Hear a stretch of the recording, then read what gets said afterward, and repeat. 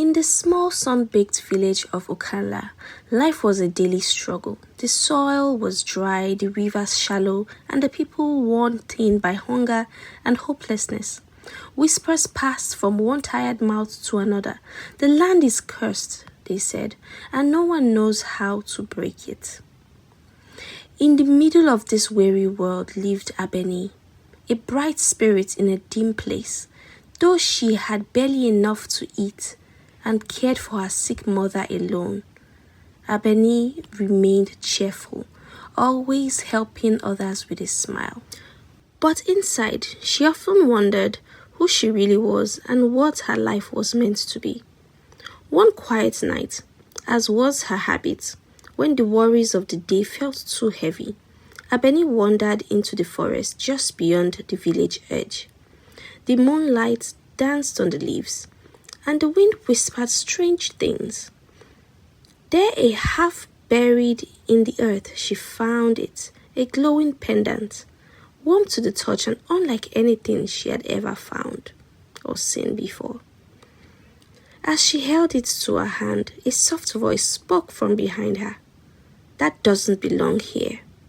Startled, she turned to see a tall man cloaked in blue. His eyes were glowing, faintly like the pendant itself. "My name is Olumide," he said, "and what you found is no ordinary trinket. It has chosen you." But before she could reply, a deep horn blared in the distance. Olumide's face turned grim. "They've sensed the pendant awakening. We have to leave now." The horn's echo faded as Abeni and Olumide fled into the forest's deeper shadows. They reached an old hidden path. There Olumide stopped. "You are more than a village girl," he said. "You are the one meant to lift the curse of Oke-Nla.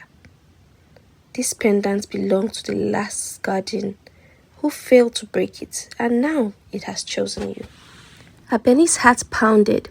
"Me? Why me? You have what others did not: heart, faith, and something even more important, connection." He handed her a mirror, and when she looked into it, a glowing symbol formed on her forehead, a spiral of stars around a tree and flaming roots. "It is the mark of the key," Olumide whispered. "You can awaken the force that binds your land or destroy it. But beware, this journey will cost you more than you know." Suddenly, a flash of blue light exploded above the trees. A deep, ancient voice echoed, "She is not ready." Abeni trembled, her voice barely audible. "Then I will become ready."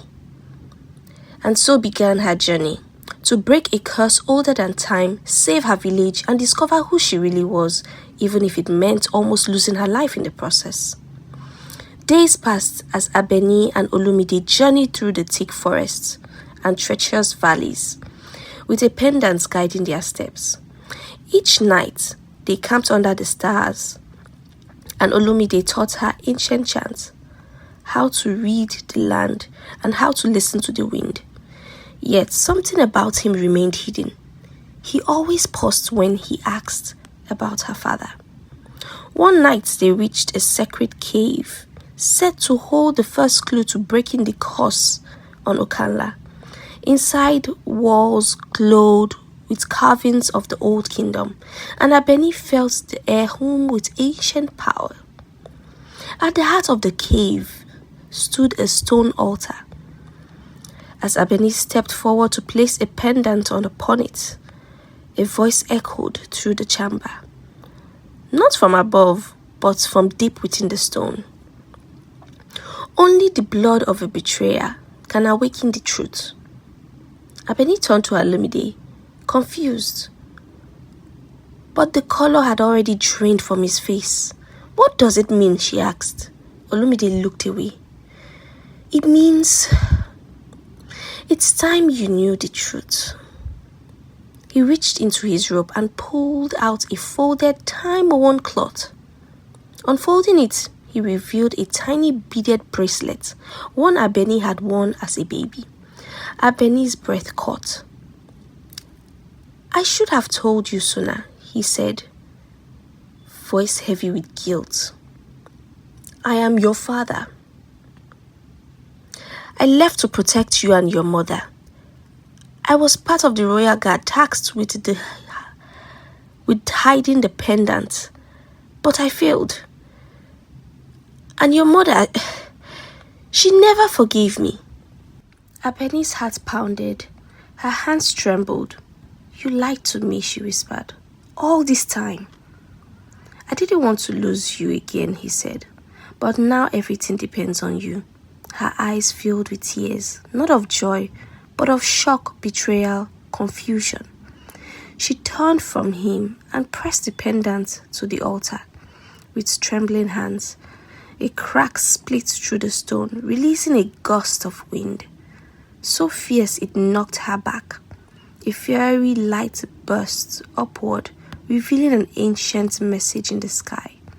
To break the curse, the bloodline must choose truth or power. The glowing words hung in the air. To break the curse, the bloodline must choose truth or power. Abeni stood frozen. Wind rushed through the cave, stirring the fire light in her eyes. But inside, she was unraveling. Truth or power? She looked at Olumide, her father, the man who had walked beside her for weeks, taught her, guided her, lied to her. Her fist clenched. "Why does it have to be a choice?" Olumide's voice was heavy. "Because the curse feeds on deception and greed. Only one path leads to freedom. The other," he paused, "leads to control." Abeni turned to the altar. The pendant paused in her hand, warmer now as though it waited. Truth meant unveiling her family's full history, the role they played in the origin of the curse. Secrets long buried would come to light, and some of them would hurt. People in Oke-Nla might never look at her the same. Power meant that the strength to break the curse by the force, destroy what held the village hosted, but at a cost. It would change her. It could isolate her, it could consume her. The voice returned, this time like a whisper inside her head. One path will mend the land, the other will only delay its ruin. She thought of her sick mother, coughing in her hut back in Oke-Nla, of the children with empty bowls and the elders with hopeless eyes, of how no one smiled anymore except her, hiding her own pain. A single tear slid down her cheek. She whispered, "If this is the cost of being chosen, I will carry it." Abeni reached forward to the stone with the pendant. "I choose truth." The ground trembled. The pendant disintegrated into golden dust that wrapped around her like a cocoon. Visions flooded her mind, her ancestors, a forgotten betrayal, and the moment the land turned dark. She saw Olumide as a young man defying a corrupt king and a woman cloaked in red who cursed the land before vanishing into the shadows. When the visions faded, she collapsed to her knees, but something had changed.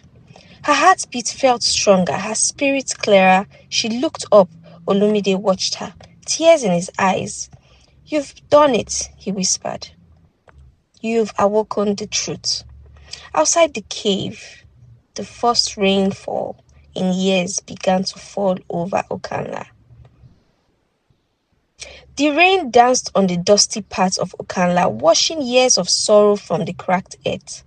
Children ran out laughing for the first time in moons. Elders stepped from their huts in silence, heads tilted to the sky in disbelief. And then they saw her, Abeni, walking slowly into the village square, soaked but radiant.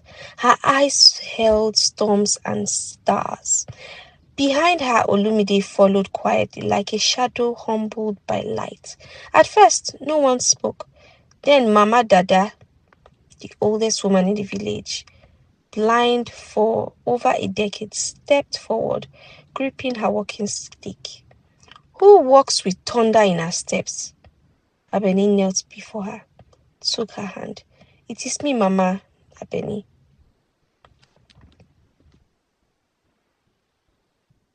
Who walks with thunder in her steps? Abeni knelt down before her. Who walks with thunder in her steps? Abeni knelt before her, took her hand. It is me, Mama, Abeni. The old woman inhaled sharply, her milky eyes filled with sudden tears. The curse, it's lifting, she whispered. I feel it in my bones. A crowd formed, villagers wide-eyed, murmuring. She did it. She did something. The girl who smiled through suffering. She's not the same. Where has she been? Why is the rain falling now? But then someone shouted, We want answers, Abeni. What did you do? Abeni rose trembling but steady. She looked at them, those people who had seen her grow up scraping yams and fetching firewood. The same ones who pitied her, ignored her, and sometimes mocked her for dreaming beyond Oke-Nla. I saw the truth, she said, voice clear like the rain. The curse came from within, from choices made long ago, and it could only be undone by facing that truth. The crowd grew still. What truth? Someone asked. Abeni looked at Olumide, then at the sky. That our own leaders betrayed us, that greed poisoned the land, that our healing must begin with forgiveness and with never hiding again. A baby cried. A rooster crowed. Then an elder stepped forward, removed his hat and knelt. You've done what we could never do. May your name be sung in this village forever. And one by one they followed. You've done what we never could. May your name be sung in this village forever. And one by one they followed, kneeling in the mud, bowing to the girl who had once walked among them unseen. Now, the one who had brought back the rain.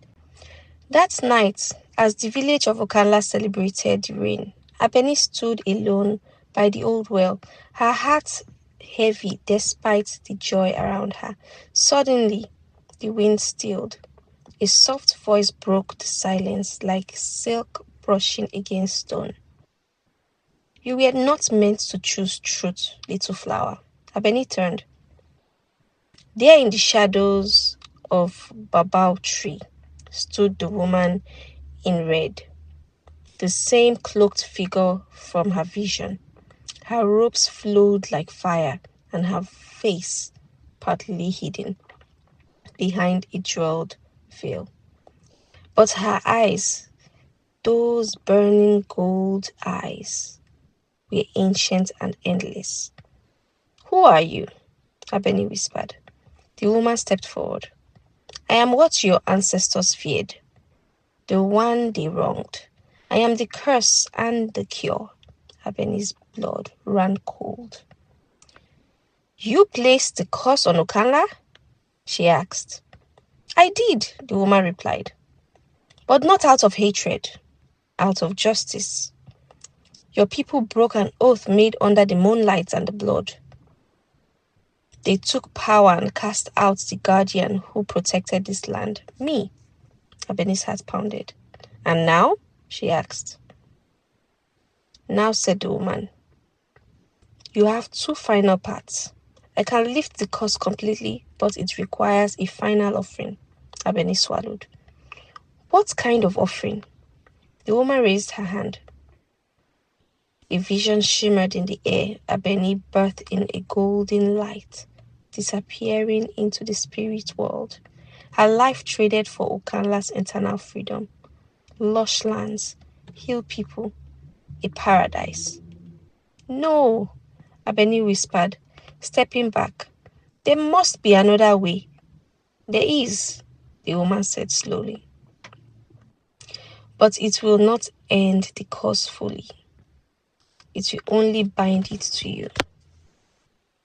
You will carry it for life. It will follow you like a shadow. No marriage, no peace, no home. But the land will heal. Abeni fell to her knees. It was too much. She had already given so much, and now this. Then she heard her mother's voice in the distance, laughing with a child, something she hadn't done in years. Abeni looked up. I will not vanish, she said, voice fierce. I will not pass my pain on to another generation. I will carry the curse. Bind it to me. The woman stared at her long and deep, and then she smiled. Then you are worthy, she said, with a sweep of her hand, and the red veil lifted into the night sky like smoke, and the woman disappeared into the wind. Abeni collapsed, but as she did, the earth bloomed around her feet. Green shoots sprang from dry ground. The curse broke silently, peacefully, and was sealed within her spirit like a branded flame. In the days that followed, the people of Oke-Nla flourished. Crops grew, rivers flowed, and joy returned. But Abeni, marked mysterious, radiant, became a legend. She never married, she walked the land, teaching others, healing what had been broken. They called her Abeni the Bound. But some say one day, when Oke-Nla has truly learned from its past, the curse will be lifted entirely, and Abeni's soul will be free to fly. Thank you for listening to the Velvet Voice of Ivy. I hope you enjoyed my story, and if you did, please give me a thumbs up and a comment. I would like to know what your favorite part about the story was. Also, kindly subscribe for more interesting stories like this, and until next time, stay blessed.